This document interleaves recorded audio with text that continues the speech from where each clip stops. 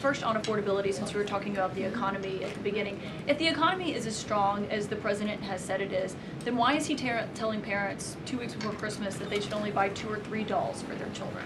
Look, what the president is saying is that if we want products made right here in America, if we want them to be made from American small businesses, which is a large part of the reason the president has effectively implemented tariffs, then we're going to have better quality products right here in the United States. Maybe you'll pay $1 or $2 more, but you will get better quality and you'll be supporting your fellow Americans by buying American, and that's what the president was saying. Again, with respect to affordability, every economic metric, Kaitlan, and I wish you would report more on it, does in fact show that the economy is getting better and brighter than where it was under the previous administration. I will repeat, inflation as measured by the overall CPI has slowed to an average 2.5% pace. Real wages are increasing, roughly $1,200 for the average worker. Gas prices are down in almost every single state across the country. Again, in 22 states, it's below $2.75. You look at the tax cuts, those are going to go into effect next year. So the best is yet to come. The president is digging our country out of the economic hole that the previous administration put us in, and that's what he's talking about. It was a year ago, as you know, and grocery prices have been up. So we've covered the economy, but there's mixed signals in terms of what that looks like.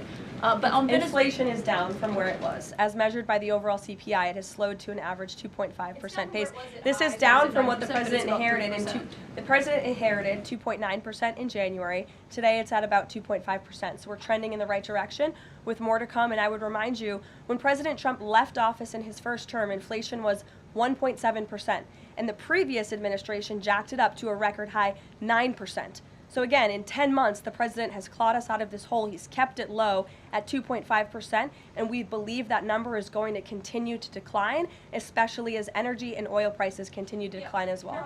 It wasn't high under Biden. They're just saying it's not. Well, nobody reported on it being high under Biden. My predecessor was standing at this podium, but now you want to ask me a lot of questions about it, which I'm happy to answer.